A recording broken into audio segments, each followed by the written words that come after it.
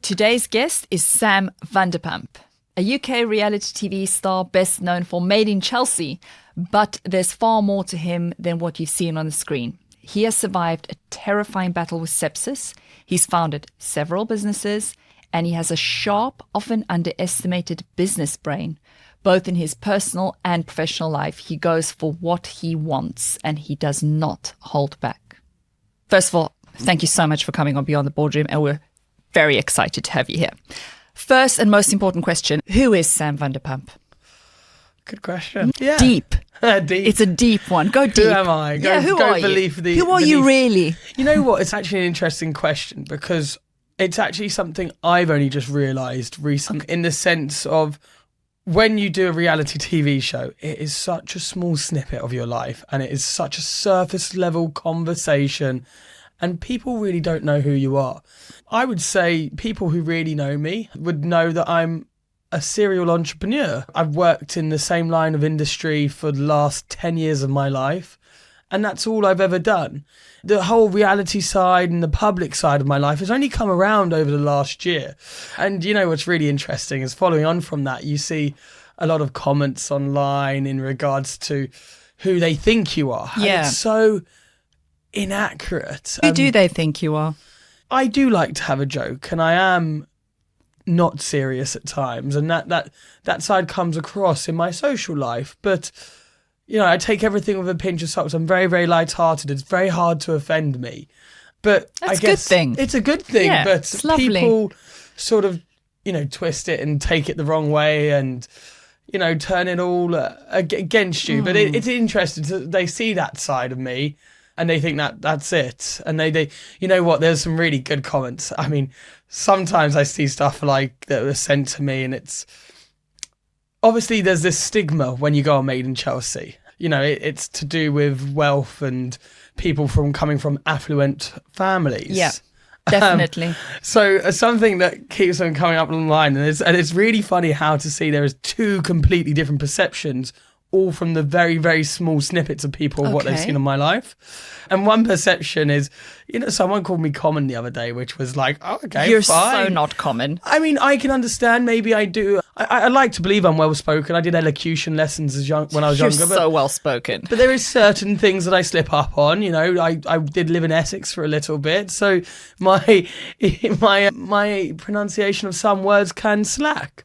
But then there's the other side where it's like, oh, they just, because my last name, Vanderpump, my auntie, and then like someone comments online, oh, his aunt's worth 57 million. Well, like, what's that got to do with me?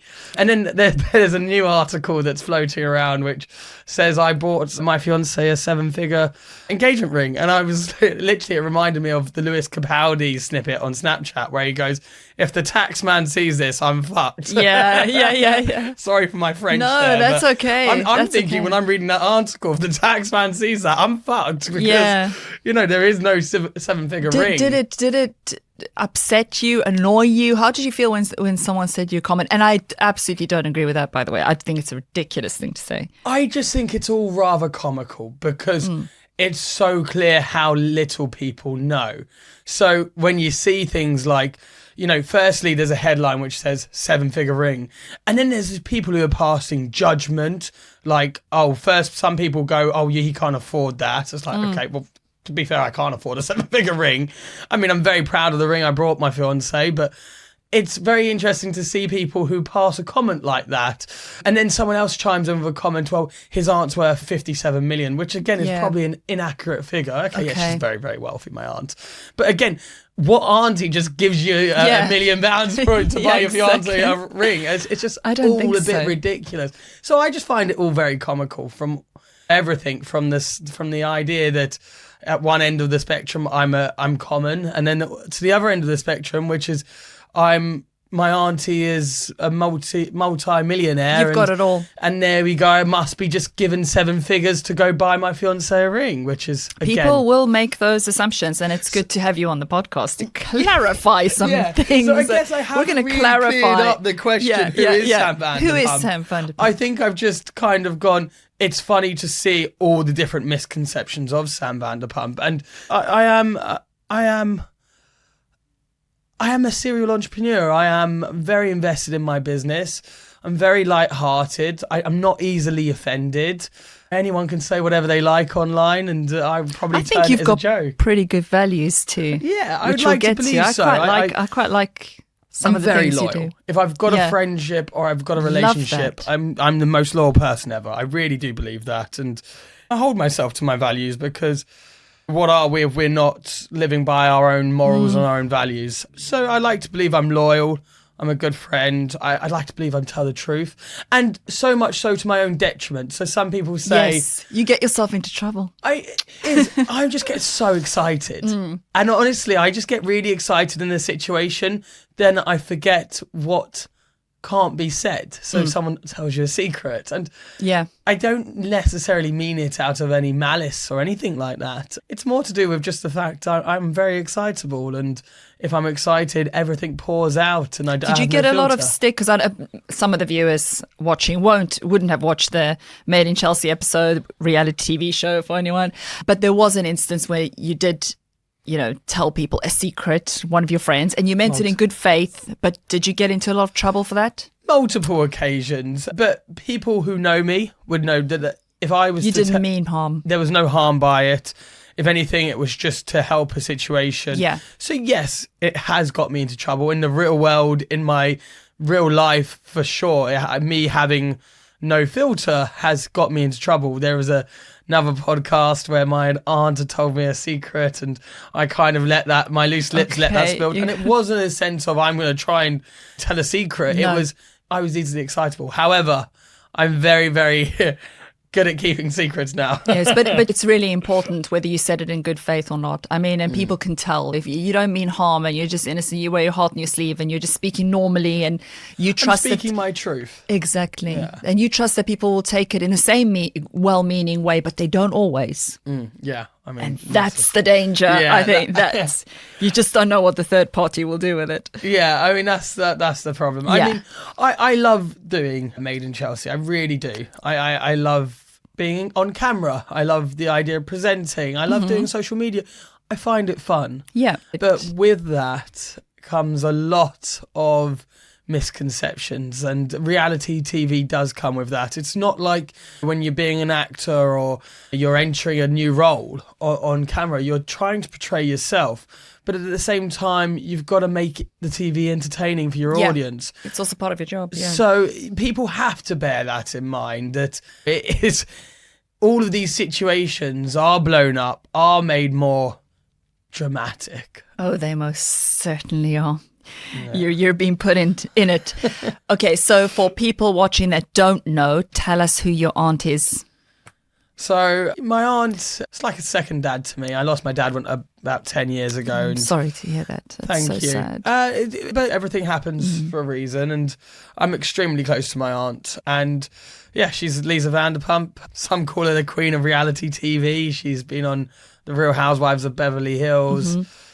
She's got her own TV shows, Vanderpump Villa and Vanderpump Rules, and she is... loves dogs. She loves dogs, and she is a fantastic businesswoman and a philanthropist. So she really is quite an amazing woman, and if I end up being just a quarter of the person that she is, then I've done well. So she's good inspiration. Did she? What advice did she give you about reality TV? What's the main thing that was she worried about you stepping into? Of course, she was worried. Yeah. Because she knows how detrimental... She knows how it can go against you. It can be toxic. It can be detrimental. So she was like... She's kind of turned around to me as like, you're a well-established businessman. You've got your business. Why are you doing it? And she kind of gave me that. And I said, well, because I want to do it. I want to enjoy it. So it's something I always want to do. I don't enjoy my businesses. She went, okay, fine, go do it. And then lately she's been giving me advice on how to make it to my benefit. She went, why are you still doing it? And I explained to her why I do it and why I enjoy it. How long have you been doing it for? Sorry, just to... 2 years. Okay, that's now. A decent... that's a time. This is coming to the end of the second year. Okay. Yeah, so this will be the end of my fourth... I'm going into my fourth season of Made in Chelsea already. Right, so she says to you, why are you still doing it? And what do you say? And I said, because I still enjoy it. And she turned around to me and she went... Right, that's absolutely fine, but that will fade. How are you going to use this to your advantage? And, we sat there over when I was last in LA just a few months ago, and we sat there and she really opened up my mind into understanding the benefits and how to take action. And I came back with such a plan in my head. It was really interesting. Awesome. It was the advice. It's one of those things that's quite hard to hear because it's quite intense advice in the sense of critical, but it's constructive criticism in the sense of, right, that's fine, you're doing this, but you're kind of doing this wrong, and if you want to keep doing it, make sure you're using it to your advantage. So at first it's quite hard to hear, but then you take it in your in your esteem, whatever. It's proper advice. It's proper advice. Raw. And it worked. I mean, I can't believe how much it's worked. And I won't go into the depths of how it's worked because there's a lot that I've got to reveal. Yeah. And I'm working on at the moment that I'm revealing over the next. She's giving you assignment. It's like, that's why it's hard, because she's not giving you the easy life. Oh, just kick back. Yeah, you love it. Oh, well done. You're enjoying yourself. I mean, she's not. She's trying to get the best out of you and going, well, okay. Literally. And here's some work for you to. Here's your homework. She always says it to me. Yeah. She goes, because she's very critical but constructive. In a good way. She's in a great way. In a fantastic way. She's an amazing person. And if you watch her TV shows, you'll see on her TV shows how she does the same with her staff. And that is her. She is that amazing. And she's there to help people. And especially me. And it is fantastic to have that. And it is hard to hear, but I am very lucky. Okay, so how did you get on Made in Chelsea? Did they see you in the street and go, no, so we want you? When I was 18, 19, I was working in the city and I was looking for a place to live, and I ended up moving into Chelsea, Fulham area. And around that, there is this kind of social clique, if you say, social group, social friendship. Everyone knows each other in their 20s, early 30s, everyone aspiring to do better and work, and all of a sudden you get mixed into this very, very social group, and everyone knows everyone. And after I was asked to be on Made in Chelsea when I was 21, when I was 25 or 26, and then it was only the third time that I finally actually said yes, and I'm very happy I've done it. Yeah, there are some elements of me just goes, now I'm doing it, I wish I'd done it earlier. But I'm a big believer in everything happens for a reason, and fate. And so I believe the time wasn't right then, and it is right now, and it has worked out well, and I'm really enjoying it. Okay, what do you like about it? What's the main thing? Is it the production side that's interesting? It's the production side. I went to theatre school when I was for about 2 or 3 years. Okay. Same as my auntie. Went to the same theatre school, funny enough. Okay. And I wanted to be a racing driver when I was very young. I did go-karting, raced cars, etc. Nice. And then after that ended because my parents could no longer financially afford for me to keep going in that direction because it was becoming stupid money. I mean, there are Formula 1 drivers out there now that I used to race against that were spending stupid money to get to where they are now. Okay. But that's a whole different topic. Yeah. So after that, I was, what do I want to do? So I wanted to go to theatre. I wanted to become an actor. And for certain reasons, that didn't work out. But I always had that dream. And then all of a sudden, the opportunity entered to be on camera and to be in that kind of situation. And I thought, this is an amazing opportunity to firstly do it and for the doors it could lead to. So I enjoy being on camera. I enjoy that kind of reality. You like it? It's a buzz. Yeah, it's a buzz for me. What do you dislike about it? Really? The misconceptions. And I think anyone who does reality So what the TV, public land up thinking, really? Yeah. Because of the way something's shown, or because the way that they, what is it that's annoying in there? I can't say too much because I got told off last time I said too much. Yeah, don't say too much. Just say enough. So it's more to the misconceptions of what the public can get, right? So people have to remember is when you really analyse a show, it's normally a 3-minute scene, maybe less. Firstly, we've been sitting there for 2 hours. Of course. There's a lot more that's said, but they have to cut it and make it snappy and make it punchy and juicy for the TV show. Yeah. People seem to forget that when they're watching the show. And then it makes you look a certain way. Imagine we sit here for 2 hours. Yeah. And I say, and I'm talking for 2 hours about, let's say, my auntie. Yeah. But then I say, oh, but she's harsh on me or she's critical of me. Imagine how that snippet can be taken out of context. Now, I think my auntie is the most fantastic woman ever, but that one line could be taken out of context. Oh, it could be, especially if you put the right music with it. Exactly. Put to the PR, right? I'm giving you ideas now. Yeah, no. Put to the We're press, not interested and all in of it. a sudden, there's the headline there. No, I get it. I'm with you. That's one thing that I not struggle with because I find it funny. And it's hard. And I know my friends and my family. They know the real Sam. So that's all that matters. But it's like you feel slightly false accused. You feel like, well, hang on, that's not what I meant. That's not what. And I've been very fortunate, right? In the last so many seasons, I believe it showed a very good conception of me. I'm lighthearted. I'm quite jovial. I don't take anything too seriously. I've got my morals. The one side where I don't like is it hasn't showed the entrepreneurial side of myself, the businessman that I am. Because that's not the brand that much. It's exactly. Not the brand. So it's not showed that side of me. But then on the last season, I would say I didn't like the misconceptions which started to come about. Yeah.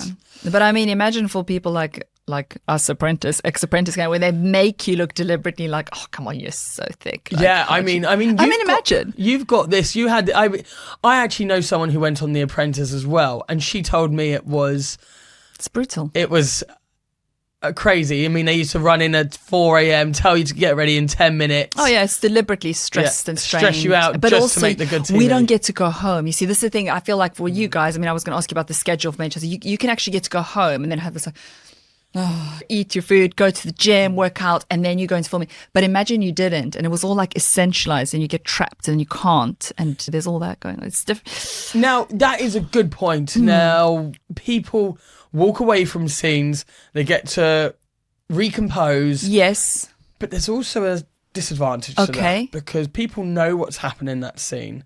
They go away, they think about it. And they think about what they're going to say for the next scene. Oh, yeah. It's like a cauldron. You throw spiders in there and you prepare for the battle. And exactly. Manipulate people. Nail on the head. Where in The Apprentice, it's way more people make more drama to get more airtime. It can be a really toxic environment. You understand? Why? I mean, anyway, won't go into that. But the film go into it. Well, you can understand why. Okay, let's talk about Love Island, so I don't get in trouble. Okay. You can understand why Love Island have in-house therapists, and why a lot of reality shows. And actually, this isn't limited to reality shows. The moment you do something on a TV show or a radio show nowadays with these corporate companies, they've got a responsibility to make sure you talking about that doesn't affect you. So straight after doing all these shows... Stuff, by the way. This is new stuff, I would say. Yeah, well, exactly. This has changed very recently. And it's actually changed since a lot of people have been taking their own lives in the reality TV sector because they couldn't deal with the onslaught, and especially the reality show, because it doesn't happen so much for actors, presenters, because they're portraying it's someone a fake else. role. Yeah. Exactly. But when reality stars portray themselves, and then all of a sudden you've got people commenting on that, and people read those comments, and then they end up taking their own lives. So there's a responsibility by these big organisations now to give you these in-house therapists to make sure that you need to also develop a thick skin if you're going to carry on in the business. Like, you've been now 2 years, you need to grow your thicker skin and learn to deal with all the stuff that comes with it, because it's part of the package. So you've got to toughen up as time goes by. I'm sure you morph into someone, hopefully, if you're going to stick with it, into someone that's a little bit more resilient to what this kind of thing can throw at you, because it's not always nice. It can be, but it's not always. Even myself, and I believe I've got very thick skin. Yeah. I am emotional, but I don't think I would ever get emotional at someone who I've never met before's comments. And I don't think I would. Yeah. And I haven't. And people go to me online, oh, you care so much because you're replying. No, I'm replying because their comments make me laugh and I just enjoy it, right? Yeah. So people give me negative comments and I just reply, right? I can see it all. I reply to the comments on my social media. And when people go, oh my God, you care so much, you're replying. I went, What? I care because I'm replying to a comment on my social media page. Yeah, on your own page. You're the one who's putting all this energy to go into someone's Instagram page. They find that you. you don't know, you've never met before, you've seen a snippet for 2 minutes on some TV show. Yeah. You're putting all your energy of that evening to comment on my social media, and yet you're turning around to me and going, oh, you care so much. Well, it's my insight. They're feeding your Instagram with So comments. that kind of person really doesn't bother. Do you bother watch me. Dubai Bling? Have you ever watched it? Dubai No, Bling? I've heard a lot about the Bible. You have to watch it, and there's a guy called Ibrahim Al-Samadi. He's like a Right. massive character on there. He's extremely funny and whatever. But yeah, he absolutely loves the trolls. he adores the comments. I think he says he needs them. We all need trolls. Yeah, I think, It's essential to be honest, for life. the funniest part Everyone needs some about trolls. trolls is they're the ones who comment the most. Oh, they're Because brilliant, They're the yeah. ones who comment the most. They're the ones who engage with your post, and they're the ones who send your post viral. They so it's boost like, you. You know what? You need engage with me more, and if you engage back with them and you create all this drama on your social media within reason and composing yourself still, Yes. then all of a sudden your page has got so much your post has got so much engagement and it goes viral, and you know the trolls have paid your bills. No, they So have, for sure. Who's got the last laugh? You need The them. troll who's got his comments out, or the person who's been paid off of the troll? So just a little bit more, Made in Chelsea, and we're going to move on Mm. from this. People want to know, who do you like, who do you not like? Can you say that? I can. Is that a bit You know rude? what? I don't know. Maybe it's a bit rude to say. I'm who not you going to don't say like. negative Yeah, comments. don't. I think if you watch the don't think, show, yeah. You will, if yeah. you'll know who I'll I get on reframe with. the in who it. you don't like, but just tell me who you like then. Yeah, Who's your I'll favorite? say who I like. Yeah. And if you watch the show, you'll know who I don't Yeah. like, 'cause that's very clear. Yes. And then that is all truth, right? You know, Yes. if I'm saying it on the show, Totally. I do believe, although things are taken out of context, everything I've said, I have said. I'll take responsibility for that. Regards to who I like, Rez, I've known Rez since I've You guys are good buddies. since I've been 18. He's a good friend. He is a very good friend. I'll always love Rez. On the show, you know who I love? I love Freddie. He's a child. Nice, isn't he? He's a but child. he's a child, but I just love him. He's so funny. He's so real. He's just a child in a man's body. I love him to pieces. I love Bex. She's sweet. She's innocent. Alice and I, my fiance and Yes, I, of course. we actually sit there the other day and we just love sweet people. Bex is one of those really sweet characters, Yeah. and Yaz too. Yes. Yaz as well, sweet girl. Yeah, I would say they're our favourite people on the show. Okay. Yeah, Rez, Okay. Bex, Yaz, and I'll always love Rez. So when we spoke about things that you like in people, you said loyalty is really important to you. What else is really, really important to you? What are the values that you look for in people, friends, and who you work with? What values are Honesty. important? Just anyone who's honest, anyone who's loyal, and anyone who's just got a sweetheart. That's all I really like. Honesty is really big. Trust is a huge trust. thing. Yeah, I mean, if you can't trust your friend, they're not a friend. I mean, it's as simple as that. I had a podcast with a professor of evolutionary science of human behavior, an Oxford professor, terribly advanced and all that stuff. And he said the number one reason relationship breaks up is a lack of trust. It's a breach of trust. That's it. That's so important. Which makes Keep me laugh because of all the relationships I've seen on Made in Chelsea, and a lot of them I've seen, a lot of them can't trust each other. And they will, in the sense of, they will discuss things on camera You with can't trust each friends. other. And I find that unbelievable. Alice and I prioritise ourselves before anything else, right? I prioritise her before anything else. Yeah. She's everything else comes second. my lady. Yeah. I'm her man. We prioritise each other, and I don't think you'll ever. I could pretty much swear to this. I don't think Yeah. you'll ever see a situation on a reality TV show where we will argue or we would let any of our No. personal issues come to light. No. In my opinion, For entertainment. the Yeah. only time that they would come to light is if anyone that we thought we could trust had done something wrong.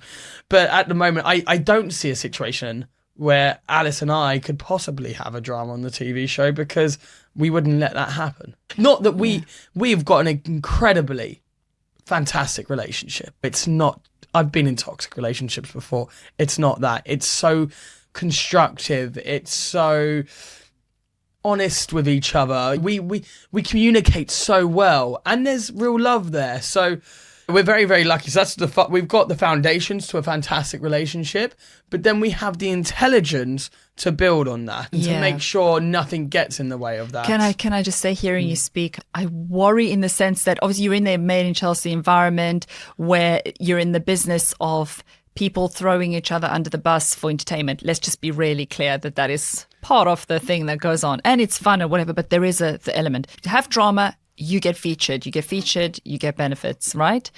So when you've got something precious like your relationship and it's there, it's always going to be a risk that it can be just a lie, it can be a total fabricated lie, but that it's almost like prepare for it because it's coming. Oh, we're coming. Prepared. Okay, I'm just going to give you... I hear the advice. I was actually in that scene because I lived in Battersea and we kind of hung around together, and it's the young life, isn't it? It's like going out with your mates and everything, and when you do meet someone, there's people, and it's like a real relationship. There will be people that are jealous of that. Of course. I mean, yeah. They're going to break it apart. And I have found each other's person. We're getting married. We're planning a wedding. Let's talk about this. So how old are you? I'm 28. You're 28. You found the love of your life. Yeah. And you proposed in within 6 months. Within 6 months. And that's totally cool. But you're getting a lot of stick for that. Yeah. A lot.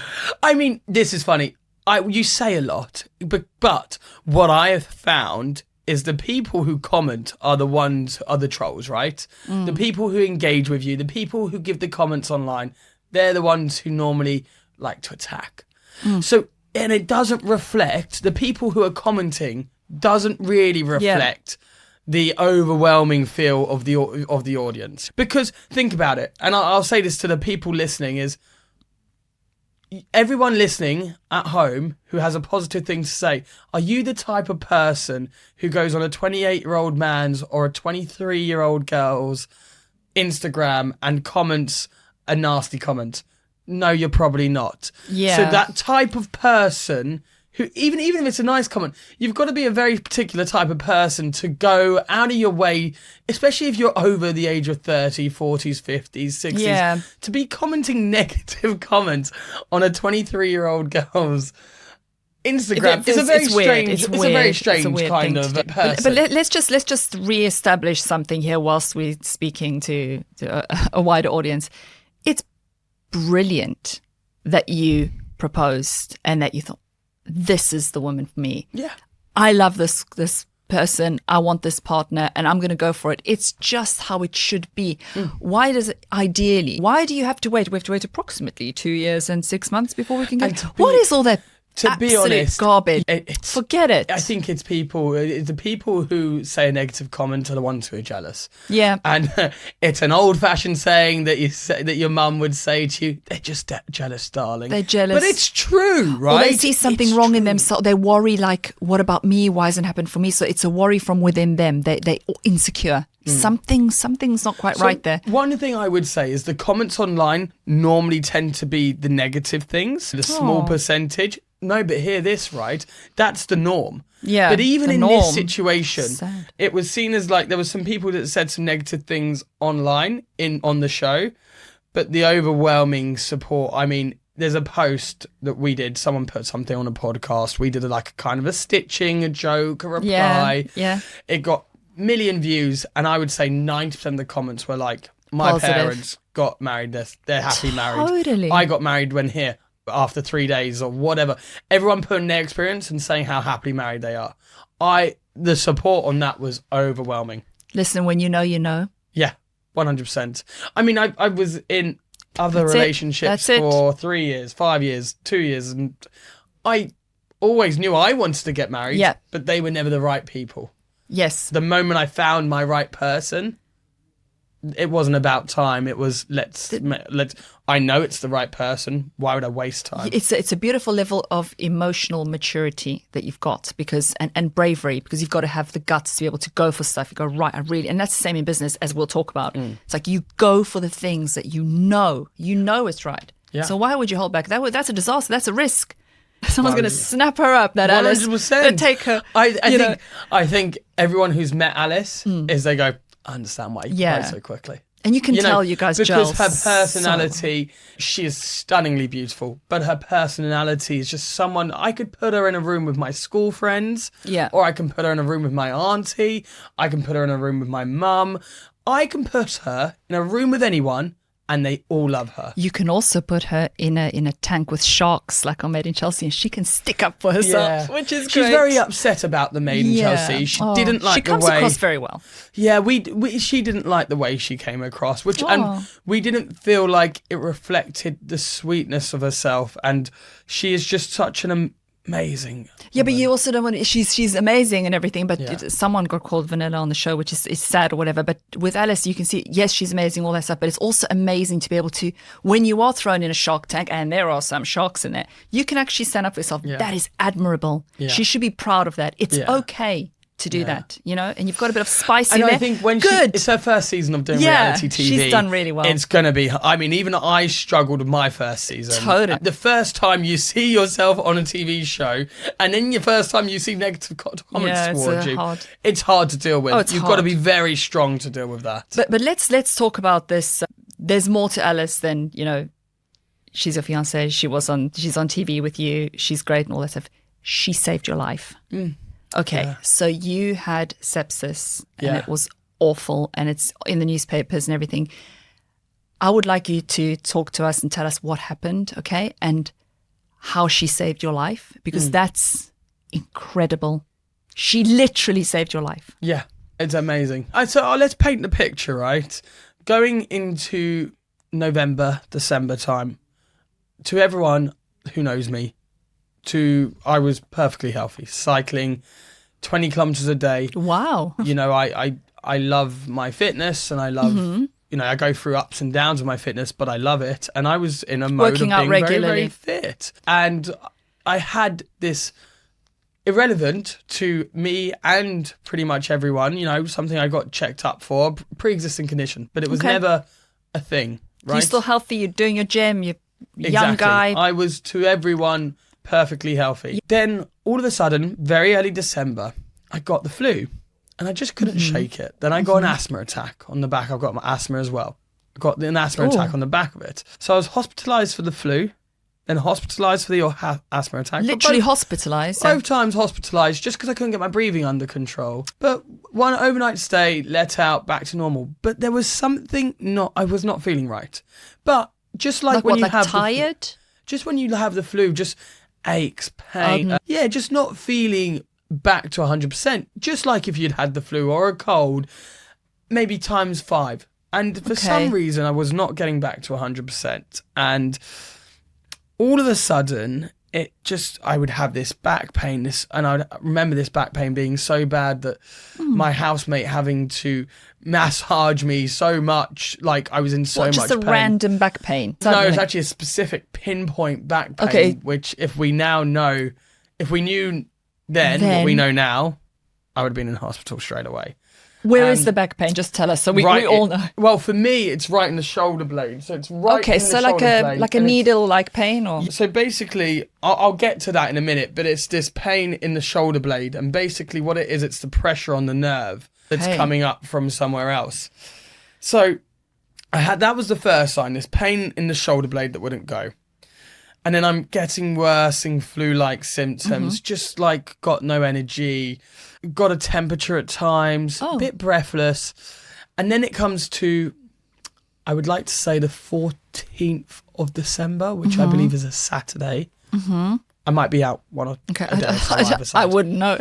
So I believe it's 14th December Saturday or 13th December on a Friday. We go to Selfridges to do our Christmas shopping. I was carrying around my glass of water and or my bottle of water, and I couldn't keep myself my thirst quenched, so I kept on drinking it. But after an hour I drunk a litre of water. And I turned around to Alice and I went, I need to go home, I just can't quench my thirst. That's weird, I feel really exhausted, I don't feel right. So we just stopped our Christmas shopping. I was even buying another friend Did you have a fever? Wasn't really sure. I was becoming a little bit delirious at this point. And we weren't checking the signs. We just knew I was struggling. Everyone said it was the asthma probably or what not. And we'd been in and out of hospitals. No one could really pinpoint what was going on at this point. Nothing determined. No. So I just got home, went to bed, and I'm meant to be going to Dubai on Monday, I believe, for business, which would have been the 16th of December. Stop. Booked my flight and everything. Oh, no. So pressure's there. Pressure's Dubai. there. So we watched a movie. I didn't move from bed all night. All day Sunday, I did not move from bed. Okay. And I'm a bit delirious now. It's getting a little bit worse. And I must have had a temperature. I was exhausted. I didn't move from bed. I'm delirious. Did you eat anything? My lip? No, not really. I don't remember now most of this. Okay. This is just what I can recollect from photos, what people have told me. Okay, so you're really getting... So from that Friday, okay. I remember that, and it just deteriorated really fast, really quickly. Okay. To the point on Monday morning, Alice had to go to work, and I was taking care of my brother's dog, and she goes to me, "You've got to walk the dog, and you've got to, get your bag packed. You're leaving for Dubai in 6 hours." Gosh, no. And she's thinking, she's looking at me, but she's got to go to work, and she's going, "There's something wrong here." She comes back. I haven't moved. Dog's not been walked. Bearing in mind that this is my brother's dog that we've been taken care of. Dog's not moved. I think one of my friends came round and actually took him out for a walk. And I have not moved from the bed. No. My lips are dry. There's actually a photo of me in my dressing gown. So I'd got into the shower, but I'd got out of the shower and just laid on the bed. And she took a photo of me and she sent it to my mum. She went, and she called my mum or FaceTime my mum. Again, I don't remember any of this. And I think she put my mum on FaceTime in front of my face. I don't remember a single thing. Apparently I started to make sense then. So then they thought that I went from, and I was taking a lot of pain medication, loads of codeine. For this pain, which we thought was the irritation. So in their head, they've got no idea what's going on. No one does, because we've been, so they think, and then because I'm delirious, they're asking me how much codeine I'm taking. And I'm going, I don't remember, maybe this or this. Come on. In their head, I've taken too much codeine. Well, luckily something had stemmed a thought. I can't remember exactly what happened or in exactly what order, but they had made the group decision between them to get me into hospital. Oh, come on. So, but this was like the fifth time we've called an ambulance. And I can't say to you when, because there were so many different things going wrong with asthma, flu, this or that. And at those times, they did check my blood. So what happened later wasn't what was present at the start. So it was like the flu or the asthma had weakened my immune system so much. Triggered. It was just the flu. It was just asthma. But it weakened me so much that it then it allowed me to contract an infection around the Thursday or Friday, which then just spiraled out of control till the Monday, the 16th of December, where I was still now in a hospital. And all I remember, don't remember anything, all I remember was in a lot of pain, sort of rolling around on this hospital bed. And this doctor comes in and he goes, he's shocked in the face because the blood results just come back. And he's just turned to us. And I don't think he's known that because he wasn't really paying attention at first. He'd seen me like 4 times. I'd had asthma. I'd had the flu. There was nothing wrong. Young guy, seen me, looks good, whatever. Nothing wrong with it. And he'd done my bloods before. Nothing had been wrong. They were well within their right to send me back home. So we don't know what point know what point I contracted the infection. And we don't know how we got to the situation we got to. But he turned around to me and he went, to me and my mum, you're going into liver and kidney failure. No. And then they start. So you heard him saying this. And I think then they're going, we're taking you to resuscitation. So all of a sudden you're thinking you've come in here for maybe taking too much codeine pain. And my liver and kidney are failing. Now, all of a sudden everything started to click because I've got a pre-existing liver condition. Yes. So we obviously know it's something, but we don't understand how it's all connected. No. And we don't. We really don't. And they rushed me to a resuscitation department. God. I mean, I don't think I cry a lot. But I broke down at that point. You had a cry? Yeah, I broke down. And my fiancée Alice was up on the way to a job up north. And she was on a train, and I called her, and she broke out into tears, and she got on the train straight back. Yes. They're rushing me into resuscitation team, and I mean, we don't know how anything happened, and a lot still doesn't make sense to us. We're still seeing clinics to understand what's really gone on, what's happened with my liver disease to mean this can now happen. But with the disease I've got, basically what we found out recently is they don't know anything about it. They know I've got something wrong with my liver. They know it could impact me in the future, and they're just there to help along the way. Right now I'm fine, but it could deteriorate to a point where I need a liver transplant. And that's just, they will take care of me from A to B. Hopefully I never get to B, and hopefully I stay around not. A, but we have had situations where the liver is showing signs of struggling. So I don't drink anymore. I don't do anything which could impair my liver function. No, you don't want to. I'm completely, just very, very careful, eating very healthy, getting back into my exercise very slowly. Yes. But it was... That's tough. That is stressful and scary for you. I can imagine that was horrible. So you went in, you thought it was something else, and then they said to you, you're going to have this, you're going into all this organ failure here. You've got sepsis. Tell me that then. But they knew you had. No, they didn't. Still essentially, not? They didn't know. They just could see my liver and kidney function were going wrong. So they didn't know. They didn't know what I'd got. They were asking me all the questions, doing all the tests. My bed was wheeled around all different parts of the hospital to try and find out what was going wrong. And it wasn't, they never came to an exact decision. It was more, we've ruled out everything else. So and then when we spoke to a liver specialist, it was very much confirmed. Okay. Now we actually know you've got this disease. This all makes sense.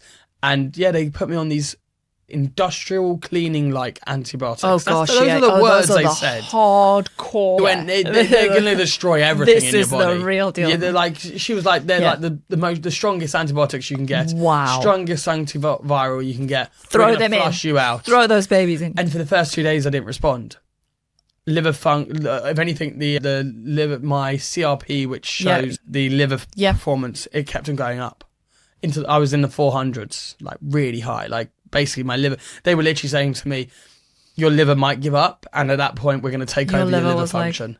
So we'll put you on dialysis, and your kidney function. We'll put you on dialysis, and we're here. We're in ICU. We're ready for you. We've got your bed, and this is what I'm being told. And luckily something worked, started to kick in, and they got the infection under control. It started to absorb. The liver is one of the few organs in the body that can fully regenerate. So unfortunately, that doesn't apply to my liver. It doesn't? I've got congenital hepatic fibrosis. Okay. So the way my liver is it's got cysts on it and bumps. And although the liver regenerates, mine still regenerates with this disease. Okay, so it's got the cyst, but it can regenerate to some point still? But that's not what... that's not the issue. That's not the issue. The liver has a disease in it, so its norm is with this disease. Okay. So every time, if let's say if it does take impact, it's regenerating with the disease, and the disease is getting worse. So how long have you had this then? Since I was 4. Since you were 4. They very much said to me, I've gone in for 6 monthly annual checkups, and it's like,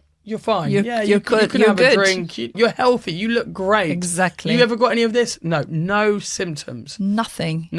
Other than they give me some medication, and this is what they said is always, but they don't tell you this because it could never happen with my disease. They don't know they don't know enough about it, basically. Well, they're going to start learning now. I thought we were going every year. Learning. I thought we were going to a clinic for my disease, and what I found out is from a doctor in the last clinic was actually no. My clinic is for liver diseases, and in that clinic, I'm like one of 4 people that she's seen in her history of being a doctor with my disease.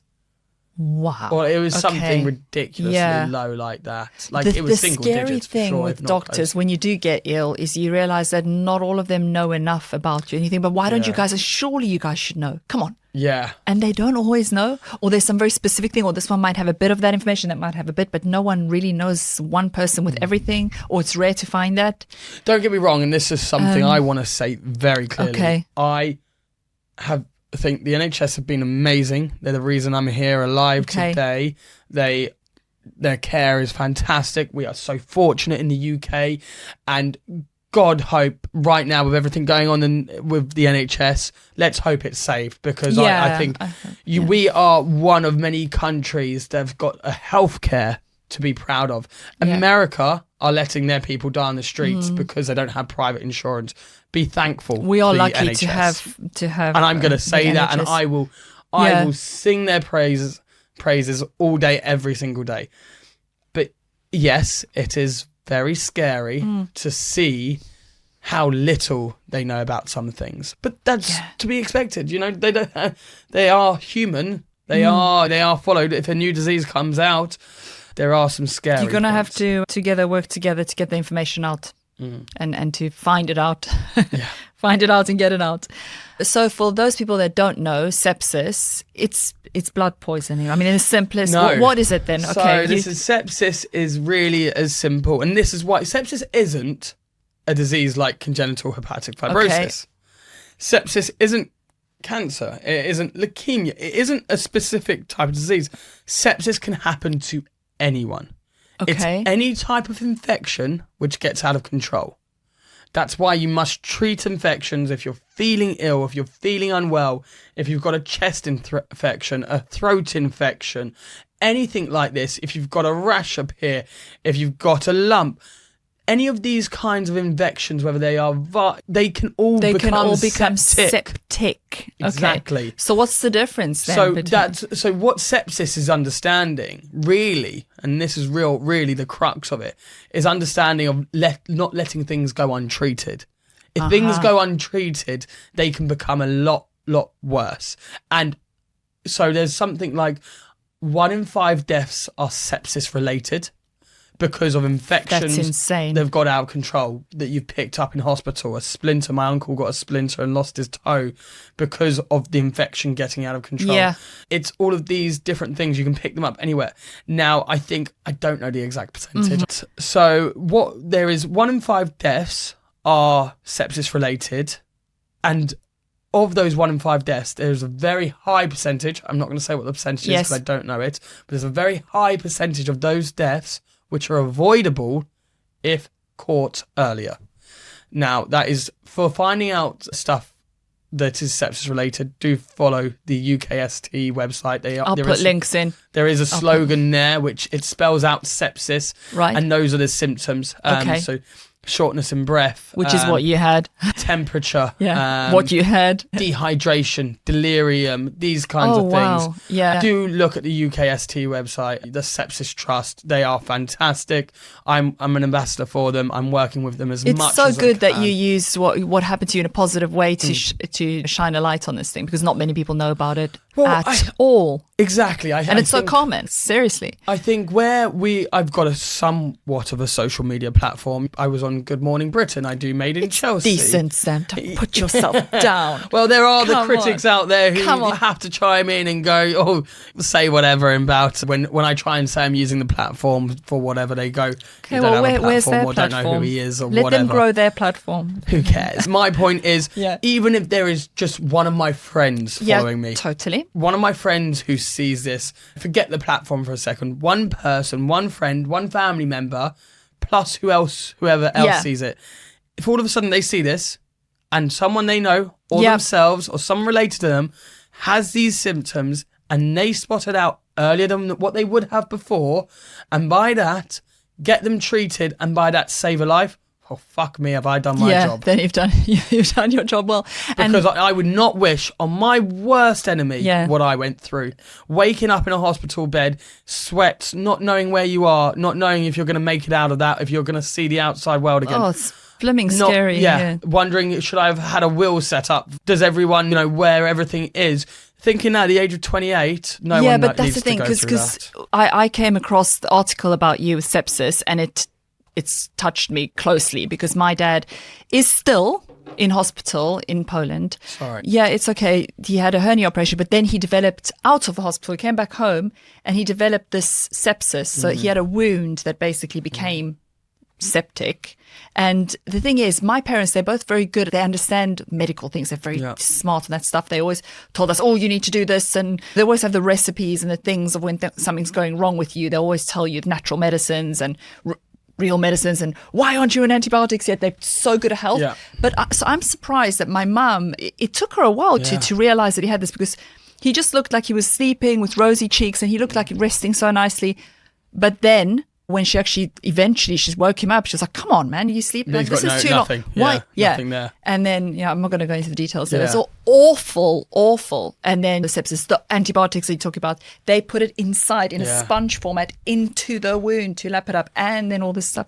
It's quite, but you can deteriorate very, very, very quickly. It's just crazy, the sepsis thing. Yeah.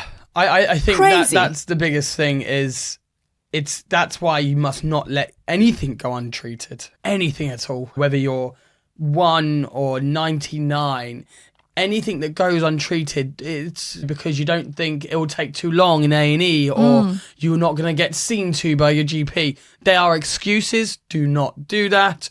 Go and see your GP if you're really concerned. Get to A&E. Yeah. It's not normal, the symptoms that the breathlessness and the fever and the delirium. It's not normal. And you're not getting up and it's like a day's ago, you're still in bed. Yeah. Why are you in bed so long? And I think that's the biggest thing. It's not right. Because when you're in that situation, you may not spot it yourself. Or you're not even thinking clearly. So it's about people around you to be spotting those. For me, I'm very lucky and thankful to my fiancé and my mum, and for other people it's about those people around them. Exactly. In your case it's Alice, and in my case it's my mum, because eventually she picked up that phone, because if she hadn't been there, if she had gone out for the day and just not come back till I don't know, late at night, my dad might not be, so it's like these people around you, they need to keep an eye on their patients and just check in, and thank God we've got those loved ones around us to look after us. But I appreciate it's like health anxiety and I think that's been the hardest. Physically, I've healed, right? It's been 6 months. I would say I lost an extreme amount of weight, felt extremely weak, but that all comes back. Yep. And with your physical health, you can see the progression line, right? You can see yourself getting better. You can see yourself getting healthier, but you can't see that with your mental health. And you don't, and that's the same in real life with other situations with mental health. You can never see how well your mental health's doing or what's on the inside. It's not there's no result or mathematical equation to it. So it's something I've really struggled with, and not in the sense of being depressed, more in the sense of the health anxiety that follows, and constantly worried that if I get another symptom, could that lead to an infection? Could that be sepsis? Constantly worried about that. The unknowing, there is no aftercare, there's support. You know what was really interesting though? There was someone recently, I watched The Theory of Everything again the other night. Okay. And someone like Stephen Hawking, obviously out of this world intelligent person, but forget about that for a second.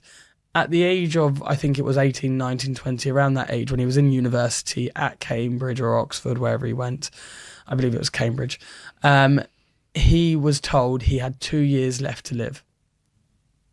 And it was how he managed to deal with that mentally. God. And then still do what he did and live to the age he lived to while losing control of all his body. I turned around to myself and I went, if he can do that, then, that to me, I'm very big believer in manifestation, positivity, and what you believe in, what you attract. So I was like, if he can deal with that, he was put on this world to do that. I believe I can. I don't have to focus on what if my liver gets worse progressively? What happens if I have to have a liver transplant? Because it might not as well, Sam. It might not. So don't focus on that. Focus on what I want to do and what I'm going to believe. He's what an impressive person. Incredible. And I think, we spoke about this before this podcast, where I said the fact that you know about what's happened to you, you've been through it, you heard what the doctor said, you've got all this organ failure thing happening, and it's like really stressful situation. You now know that. And in a way, this becomes your tool. and it's your friend, because with that information, you are better equipped, you're more knowledgeable, you're just in a better position to then, if there is a symptom, you will much better diagnose this. Okay. Yes, it will give anxiety, but that's a good thing. Anxiety is a good thing when it's protecting you. Yeah. So I don't think you should be like, oh, I've got anxiety. Actually, this is all your friend. This happened to make you stronger, and it's a tool in your toolkit. For sure. That's it. And since the first infection, I now know what the signs are. Yeah. I've had infections since, and because I've spotted the signs early, I've not become You've not become sick. I've Exactly. not been hospitalised, and fine, we're now knowing how to deal and with you're that. going to be building your immune system, and you're building your knowledge as well, and you're learning about the condition that you have, the pre-existing condition. So all of that stuff, it's all tools that you take with you. It's making you better, sharper, stronger, better equipped in every way. And I mean, I just think you use this stuff, don't you? In life, you use it. And what you're doing now, speaking about sepsis as well, we're doing here, it's a good thing. This is all a positive, I mean, off a terrible thing that happened, and my dad as well. It's actually also good. Yeah. And that's it. We've got to, there was a horrific case, especially which, UKST are heavily working on, which was of a lady who was a nurse. Her son had got an infection. I don't know the ins and outs of this particular story, but if you see it, you would have seen it maybe around. But the big thing is, unfortunately, she knew she could spot sepsis. She called ahead. She was a nurse. She called ahead to the A&E department. She went, I think my son's got sepsis. Oof. I'm bringing him in. Some things weren't carried out particularly well, and unfortunately her son passed away. No. Out of that horrific situation. And God, God. nothing will ever bring back her son. He literally passed away. There's nothing that will ever bring back her son, and I'm so sorry for her to have to have gone through that. Oh my God. But there is a but here. But the time, there is a positive to have come out of the situation, although the positive does not outweigh the negative. And I need to make that very, very clear. There is still a positive to come out of the situation, and that is this massive inquest which has now gone on into how this happened, how it happened, and how we avoid it happening again in the future. That's what's motivating her. She's heading this inquest. She wants to make sure no mother goes through the same situation as what she went through. So what a fantastic woman she is, and we have to work on the positives. Well, it helps with the mental side of it, mental health side of it, to try and just turn it to help other people with it as well. So I think, and I hope for you as well, Sam, that this doesn't define you. It's a part of you. It doesn't define you. So you've got to it's something that happened, and you're engaged. Yeah. You've got all this stuff going on, and you've just got to fly, spread those wings as wide as you possibly can, and enjoy the journey. Exactly. The other side of you that I really want to talk about is your business side, because you're a pretty smart guy. You're a founder. You've got this business side to you that people don't know about. So for those that don't know, tell us a little bit about your business side. Yeah. What do you do? So since the age of 18, I didn't go to university. I always wanted to work hard. I worked on my grandfather's building sites. I worked as a DJ for my mum and dad's DJ agency. Nice. I worked as a bar back in bars. I wanted to work in the real world. I wasn't an academic. My brother was an academic man through and through. Straight A-star student, Cambridge grad. Wow, okay. He was real competition to deal with.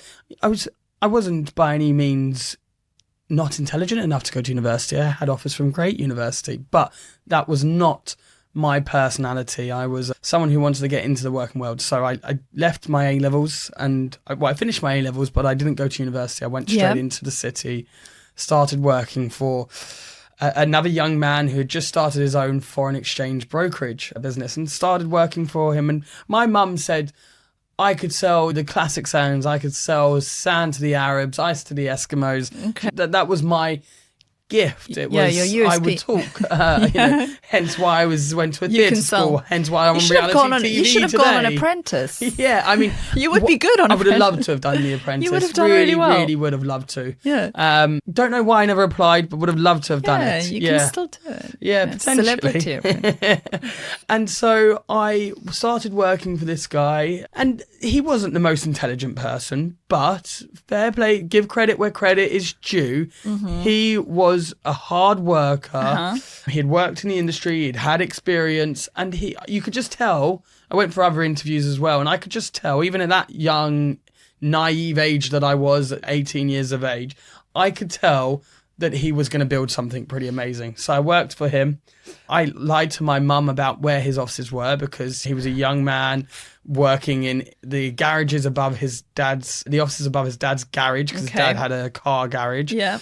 And there was us, a bunch of 21 and unders, working, selling currency to... It was quite like Wolf of Wall Street moments, selling currency to... You guys are doing your own thing, though. Yeah, we were selling currency to import-export companies, anyone who needed it, and saving the money. So we were doing good things. We were helping people save money, and we were making money, and we were grafters, and we went out and we grafted, and we built this business into... The business is still going today, I believe. Okay. I think he does... I think it's still doing very, very well. I was the head of sales for the company at one point.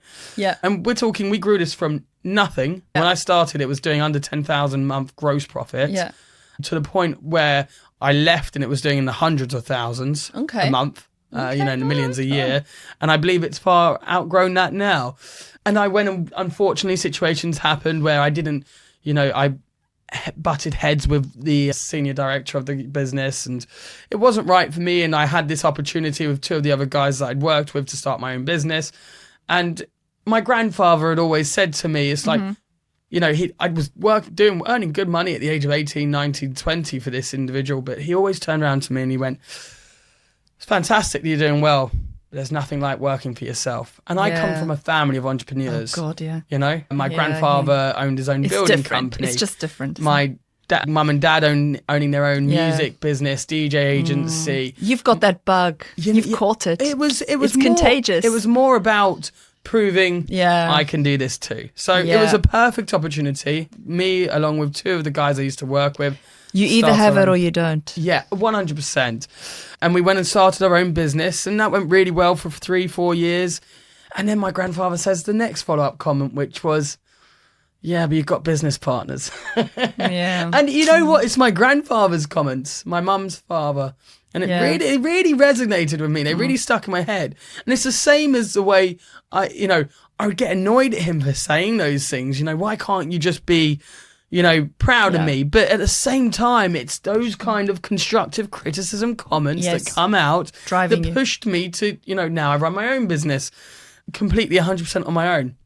So yes, I have run a mixture of different foreign exchange businesses, but essentially worked my way up the ladder from working for someone to having my own business with business partners to now being singular shareholder for my own current company. And now we're expanding at the moment. So, and what is the company? What are you doing? Vanderpump FX. Yeah. So everything's got to be in line with the branding of the last name. We're a currency exchange brokerage. We exchange quite a lot. I think in January we exchanged 10 million. So that was one of our record months, which was fantastic. And we're growing. We're growing year on year. So that's all really, really exciting stuff. See, you wouldn't see that about you Made in Chelsea. None of that. You've got this entrepreneurial spirit. And then I got called in by some relevant person on the show, called me a Nepo baby. And you know what's really funny? I was going to ask you, has something been handed to you? You're doing this by yourself? Firstly, my dad, when he passed away and passed me on debt. So that's the idea that someone has given me something to get to where I am. These are all self-built. Let's squash that right now. Yeah, no one's given Sam anything, and he's built this by himself. Nepo baby. So let's clear that up. Comment. It is a horrible comment. It's a ridiculous comment. And it's not true. It's not true. The only person that could potentially have given me something would be my auntie, who's, worth tens of millions, if not hundreds. But can I ask you this? What auntie just gives you stuff? Yeah. There it is. Does anyone have an auntie that just gives you a couple million quid? Or let's say your auntie's got 100. Let's put it, it doesn't have to be whatever money, but if your auntie's got a few 100,000, what auntie just comes along and gives you £1,000 to start your business? It's all relative and it's all bullshit. What she has given you is some really good advice that can be advice, but that you can. And I would want that every day. Far more, and I'm looking into the camera to really that's going to make you the money. Yeah. No, but it's good to we're clearing this up now. Like you are building stuff. by yourself. And okay, I that's value the advice I've got from my family more than anything. Totally. And that's all that I've ever got. because that's what you can take with you, and that's what's going to make you money, your own money, and not any hand-me-downs from anybody. And I've got into places of debt at point, in starting my own businesses. Yeah. And I had to work my way out of those debt holes. When I first started one of the first companies, when we had business partners, I remember at a point, because we were self-funding the business ourselves, we'd built up a pot of money. We'd gone in to start this business, but obviously it takes a bit of cash. So we'd put all this cash in. And we were all extremely low on cash, me and the other two business partners, to the point where I think I essentially had a credit card, which I probably owed 10 grand on. Yeah, I was struggling until the company started to do really well. And we skyrocketed, we slingshot, but we did that knowing what we'd built at another company, knowing we'd build it again. And when I went and started the third business, there was never any doubt in my mind that I had to go into a little bit of a hole to you take risks, but they are calculated risks. You're doing it backed on evidence and everything. And fair play to you, because you could be like most people and you can go and get a job. And I'm not downplaying a job, because you can get great jobs and work really, really flipping hard. But it takes something of a special kind of personality and risk taker to put themselves in a risky situation where you're going to get into debt, where it might not work. The world's going to look at you, oh, you failed, you've done this. You go try be an entrepreneur then, go on. And what's really interesting is I love the risk, and I still take risks this day. And I think it's really interesting. I like the risk, and I take more and more risk with investments. I've taken risks. I've lost tens of thousands, if not hundreds of thousands of pounds on risks. But my philosophy is, one of those risks, like I took the risk when I first started one of my businesses and I lost 10, 20,000 by going down, and that risk worked and I got to where I am today. Now I take bigger risks, and I've lost risks at the time, but the risks are what slingshot you that extra mile. And if you're not willing to take the risk, then you're not willing to be an entrepreneur. Yeah, well, what I would like to call you is like the modern age entrepreneur, because you've got like this mixture of your own brand, which we'll talk about. There's your brand, there's your family name, which is also a brand, and then you're bringing that into, sort of merging that in with a reality TV, and then you've got this business thing. It's almost like the perfect little mix. So let's talk about that. Is that a deliberate thing? Are you using the reality TV thing to boost the business? How important is your brand? Let's talk about this branding. So this is a really, really interesting question, and I've only worked out the answer to this myself recently. Okay, let's go. I knew how to be an entrepreneur. I knew how to start my own business. Yeah. I knew how to make money. Yeah. Fine. And that's done very well. Then I wanted to do reality TV, because in my head, I wanted to do something, or I wanted to turn to more of a personal brand, something I enjoyed. I've done foreign exchange. It makes money. It's fantastic. But it's so blimmin' boring. You've got too much personality to be hidden, wasted in a foreign behind a computer. Business. Exactly. My dad said to me, "Don't sit behind a computer. No one's going to see you behind the computer all day long. Get out there." So it's a similar thing. You've hit the nail on the head. So I was right. Okay. So then this opportunity came up. It was right timing. Go on reality TV. Build my personal brand. Fantastic. But now I've got these two paths which are very, very different. I've got me being an entrepreneur. But are they? Money. Well, here we go. And I hadn't worked out for the last year and a half how these paths were going to overlap. And it's only recently that I've worked it out. And it was, again, off the back of some advice that my auntie has given me. Lisa. Yeah, Lisa really, Vanderpump. really has been. And it's something I'm working on at the moment is really exciting. So, with Made in Chelsea, you get this built-in kind of platform. And then with my FX business, I've got this amazing network and clientele and friends, of some really amazing people, the stories are going to waste. And I thought, I've always wanted to do a podcast myself, like I'm on one right now, and I've always wanted to put one together. How is this all going to connect? And I realised, it will be the built-in crowd of Made in Chelsea who will help this podcast slingshot. And the podcast is essentially about Vanderpump FX, Sam Vanderpump, the clients, the friends, the network, and all these people who are doing currency exchange through my company. are some of the most interesting businesses and You want to be characters. talking to them. Yeah. You want to be talking to them for So sure. we've got some fantastic stories coming up. The series is called a Vanderpod, play on podcast. When's this? So we're in the process of filming at the moment. Okay. So it's going to be coming out in the next month or 2 months. Okay, So, well, yeah. I'll update the description. You send me those links so people can have a little so Vanderpod, connection to it's a play on Vanderpump and podcast. Yeah, no, because we It's have a just lot of fun. people interested in business and entrepreneurship, and they like reality TV. Oh, these are But, going to be you know, some fantastic stories. You Yeah, know, it's interesting. without mentioning too much and spoiling the promos, we've got some great lengths of history to modern day moguls, business moguls. Yeah, really good stuff. So when we started the podcast, I said, who is Sam Vanderpump? And now we're coming to the end now, so I'm going to tie that back in. But like, who is Sam Vanderpump, the brand? Because you're well put together. You're kind of like curated in aesthetically. Like if you go on your Instagram, you've got the nice shots, you got suits, you present very well, you speak really nicely, you come across as polite and all that kind of thing. I mean, some people might say a bit controlled. You have the critics that say, but we're going to forget about the trolling vibes because let them try. Yeah. But so like, talk to me about your brand and why is it important to you to dress the way you do and be the way you are? And is that actually your brand? Yeah. Is it? Interesting. I guess when you put yourself into this like kind of limelight, you have to think about the way you're branding, because your personality is your branding. And then if you're going to put yourself in this kind of spotlight, if you haven't given your brand off in a certain way, then if people don't buy into your brand, why are they ever going to buy into anything else you do? And what I mean by that is, but I'm a big believer of be authentic.